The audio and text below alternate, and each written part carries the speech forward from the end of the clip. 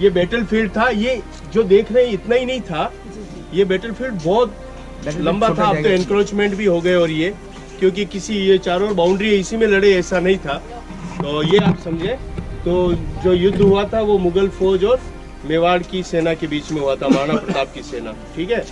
तो वो यहाँ घटा था 18 जून 1576 को। हालांकि उसकी भूमिका बहुत पहले बन गई थी, उस पर मैं नहीं जाऊँगा। और जो आगे हम जाएंगे, जहाँ पर हम खाना खाएंगे, वहाँ पर एक बाग है, अभी बाग बन गया है। एक वो एरिया था जहाँ पर मुगल फौज का डेरा था, उसको बोलते हैं बादशाह बाग। और उससे आगे एक चेतक की समाधि है, और उधर पहाड़ों में एक एरिया है जो अनइवन है, वहाँ पर महाराणा प्रताप की फौज का जो कमांड एरिया था, ठीक है। तो ये एक स्ट्रेटेजिकल क्या था कि इन्होंने ये तो 2 महीने पहले ही सेना आ गई थी मुगल फौज यहाँ पर, और महाराणा प्रताप की फौज उधर थी। स्ट्रेटेजी देखिए उस समय की महाराणा प्रताप की जो लड़ने का तरीका था ना, वो आज भी कहते हैं वियतनाम में लोग जब अमेरिका से लड़े ना, तो उन्होंने महाराणा प्रताप को आइडल माना और उस वार स्ट्रेटेजी को उन्होंने अप्लाई किया, क्योंकि गोरिल्ला वार के एक्सपर्ट सबसे पहले महाराणा प्रताप थे। तो उन्होंने बहुत अच्छा प्लान किया था। उनकी आर्मी के अंदर यहाँ के ट्राइब्स भी थे, जो भील लोग थे वो भी उनकी जो है उस आर्मी में थे। और आप ये देखिए कि ये महाराणा प्रताप की जो आर्मी का जो सेनापति था, जैसे जो जनरल बोलते हैं उसको, वो हकीम खां सूरी था, यानी मुस्लिम था। और उधर अकबर की फौज का जो सेनापति था वो मान सिंह था, वो राजपूत था। हालांकि वो मैं उसमें नहीं जा रहा हूँ कि क्या क्यों, वो एक बहुत बड़े डिस्कशन है, मैं आपको फैक्ट्स बता रहा हूँ। तो एक सा बोलता है कोई रिलीजियस वे में भी कोई युद्ध था नहीं है। कहते हैं कि नेशनलिटी की बात थी कि Maharana Pratap was the only the warrior, वो कभी गुलामी स्वीकार नहीं करनी थी उनको, और हम के वो नहीं कि मेरे पुरखों ने भी नहीं स्वीकार की। हालांकि उनके जो राणा सांगा थे, उनके जो दादा, उनको जो गलती से मतलब जहर देके मार दिया गया था पानीपत में जब युद्ध हुआ था। ऑलमोस्ट 99% हम जीत ही गए थे भारत के जो मेवाड़ के राजा, लेकिन अनफॉर्चुनेटली हम बाबर से हार गए। तो महाराणा प्रताप ने सोचा कि मैं तो सरेंडर नहीं करूंगा, मैं सांगा का पोता हूं और ये बाबर का पोता है, लेकिन मैं सरेंडर नहीं करूंगा। अकबर ने बहुत सारी फौज भेजी, और मान सिंह को तो इसलिए कि उन्होंने जोधाबाई से शादी की थी, तो आप समझ सकते हैं कि जयपुर से उनका रिलेशन, क्योंकि अकबर चाहता था, अकबर ये चाहते थे कि उनको किसी ने कहा था कि आप पूरा भारत जीत सकते हैं लेकिन राजपूताना नहीं जीत सकते, ये मुश्किल है। कि क्यों? कि वो ऐसे वॉरियर है कि आपको जो है मतलब आप नहीं जीत सकते। तो फिर उन्होंने कहा कि ऐसा क्या क्या उदाहरण है, तो उन्होंने कहा कि अभी आपको बुलवाते हैं कि थोड़े दिन में पता लग जाएगा आपको। तो ऐसा 2 राजपूत लोग अकबर के दरबार में, ऐसा सुना है किस्सा है, नौकरी करने गए थे। तो वो कहा हमें नौकरी दे दो। कि क्या क्या सबूत है नौकरी का, क्या सबूत है कि आप लड़ पाएंगे, ये कर पाएंगे? कि नहीं, हम बहादुर हैं। कि बहादुरी का क्या सबूत? कि अच्छा, दोनों ने अपनी तलवारें निकाली और एक दूसरे के घोंप दी और गिर गए, मर गए भाई। कि बहादुरी का सबूत क्या? अकबर घबरा गया, उसने कहा यार ये क्या है?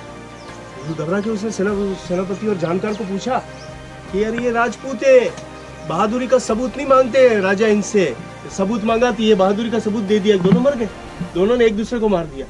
तो तब उसको ये रियलाइज हुआ कि नहीं, इस राजपूताने को लड़ाई से मैं नहीं जीत सकता हूँ। तो फिर उसने क्या किया, शादी का काम किया और शादी में जाके रिलेशंस बनाए। तो फिर वो मान सिंह जी को तैयार कर पाए, और आपस में लड़वाने की जो बात थी उसमें भी मुगल फौज के अंदर भी राजपूत भी थे और मुगल लोग भी थे।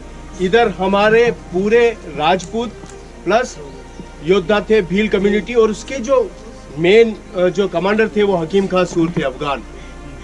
तो ये युद्ध हुआ, मतलब ये आपको बताओ, वार स्ट्रेटेजी बहुत तगड़ी थी इनकी। वॉर स्ट्रेटेजी को वेट किया कि बारिश हो जाएगी, इनको अंदर आने दो, इधर हम जाएंगे तो 5-10 किलोमीटर दूर, 5-7 किलोमीटर दूर बनास नदी है, बहुत बड़ी रिवर है। तो महाराणा प्रताप ने वेट किया कि पानी आने दो, पानी आने दो, ये रिवर क्रॉस करके आने चाहिए। तो जब ये मई में आ गए थे, जब पानी नहीं था, तो रिवर क्रॉस करके इधर आ गए, और महाराणा प्रताप ने इंतजार किया कि अपने को अभी युद्ध नहीं करना है, नदी में पानी आने लगा। और जैसे ही जून में पानी आया, नदी बहने लगी और अचानक उधर से महाराणा प्रताप की फौज का आक्रमण होता है। महाराणा प्रताप की फौज का जो पैटर्न था ना, जैसे लड़ाई करते हैं तो एक ये फ्रंटर, इसको बोलते हैं हरावल बोलते हैं, इसको पीछे पार्श्व दल बोलते हैं, अलग अलग उसके होता है।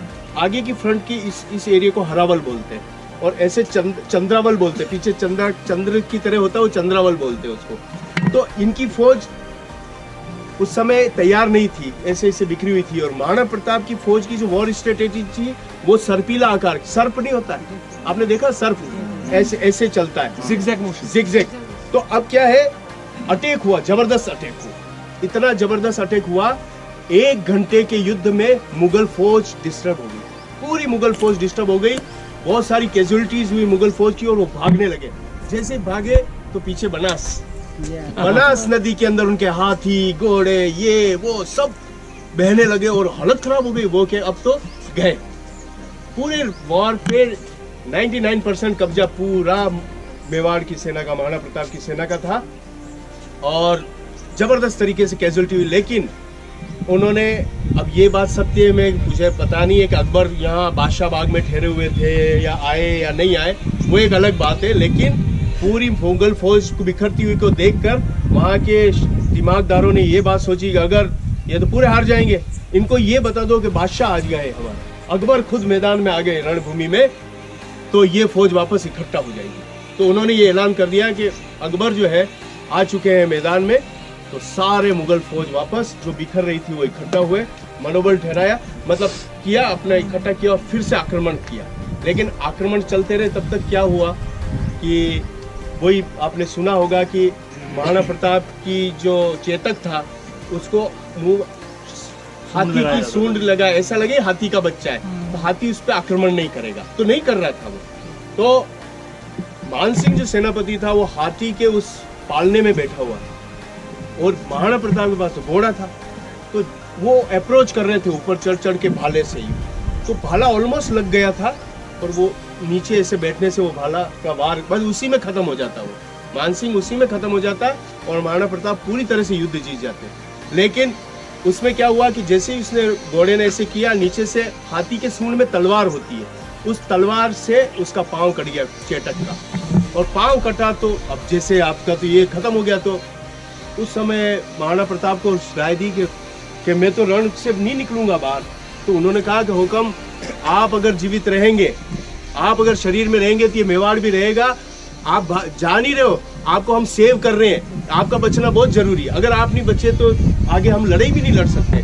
तो उन्हीं की शक्ल के जालामान थे, बड़ी सादड़ी के जालामान, मेरे ये देखो बूम्स आ गए, हाँ, तो जालामान थे वो, इसलिए उसका आगे मैं बताऊंगा। जालामान थे, उन्होंने उनका शीश और सब धारण कर लिया और लड़ाई के मैदान में महाराणा प्रताप को यहाँ से निकाल दिया। और आगे हम जाएंगे, चेतक की समाधि है, फिर उस नाले को उसने क्रॉस किया और वहाँ जाकर चेतक गिर गया और महाराणा प्रताप रोने लगे, चेतक की डेथ हो गई थी वहाँ पर। फिर उनका भाई शक्ति सिंह आया और शक्ति सिंह के दोनों घोड़े भाई थे, चेतक और नाटक।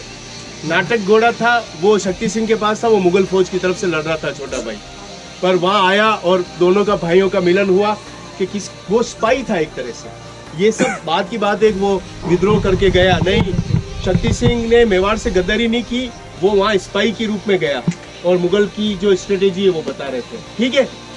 तो ये चीज हुई और उसके बाद मुगल फौज ने जंगल की तरफ आक्रमण शुरू किया। अब आप देखो यहाँ सर्प समझ रहे हो, अगर मुगल यहाँ आए तो सर्प इधर से ही आ जाएगा, अगर यहाँ आए तो सर्प ने इधर से कुंडली ली। ये स्ट्रेटेजी से मुगल फंसते गए अंदर। जैसे जैसे मुगल अंदर गए, तीर कमान किनके, भील का सरदार था भीलू राजा, राणा पुंजा जिसको बोलते। देखो सरदार में कौन थे, जालामान थे, ग्वालियर के राजा राम सिंह तंवर थे, उनके तीनों पुत्र थे, ग्वालियर ने भी कंट्रीब्यूट किया, राम सिंह तंवर, जालामान, हकीम का सूर और राणा पुंजा, राणा बीदा, ऐसे बहुत सारे नाम है। उन्होंने वो उसमें शहीद हुए, वो तो सारे शहीद होते गए, यार गिरते गए, शहीद होते गए और लास्ट में मुगल फौज को आगे मार पड़ती रही और उन्होंने सोचा अब यहाँ पर अपना कुछ नहीं, सारे मरते गए और थोड़ी सी बची कुची मुगल फौज रह गई बादशाह ने कहा आ जाओ भैया, अब उनसे लड़ने का हमारा कोई इरादा नहीं है। और फिर इस तरह से ये युद्ध, अभी तो इसमें बहुत सारे ट्विस्ट है, मैं थोड़ा बहुत इसलिए सुनाया कि वो जो महाराणा प्रताप का जो घेरा था ना, जो राजा होता है उसका घेरा होता है, यहाँ पुरोहित भी होता है, यहाँ पर एक सेनापति का एक डिप्टी भी होता है, ये घेरा भी होता है मेन राजा। उसमें मेरे 4 फादर्स थे, मैं उन्हीं की फैमिली से हूँ, उनका नाम कल्याण जी पानेरी थे और वो इसमें शहीद हुए।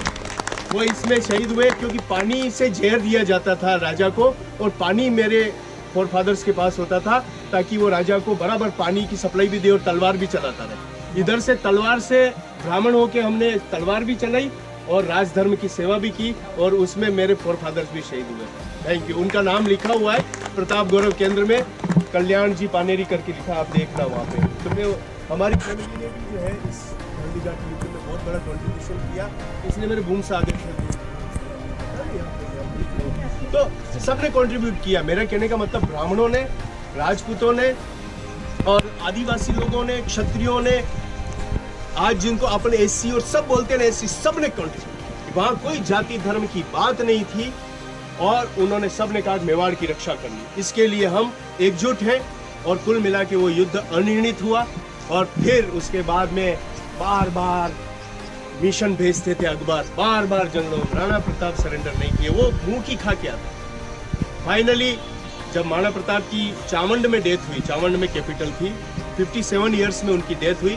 वो चमड़े की प्रतिष्ठा होती है धनुष की, तो उनकी वो चढ़ा रहे थे तो वो टूट के उनके यहाँ लग गई, चेस्ट के ऊपर खींच के, तो वो लगने से घाव हो गया और फिर वो धीरे धीरे घाव होता गया और 57 ईयर्स की एज में महाराणा प्रताप की कैसा और उन्होंने शरीर छोड़ा और वो उस मेवाड़ गुलाम कर दिया। कुल मिला के ये है एक मुगल फौज। और कहते हैं कि अकबर के पास जब लेटर गया, अकबर रोया कि एक पहली बार मेरे को जीवन में कोई ऐसा व्यक्ति मिला जो वास्तव में शूरवीर रहा है और जिसने कभी मेवाड़ मतलब मेरी हार नहीं स्वीकार की।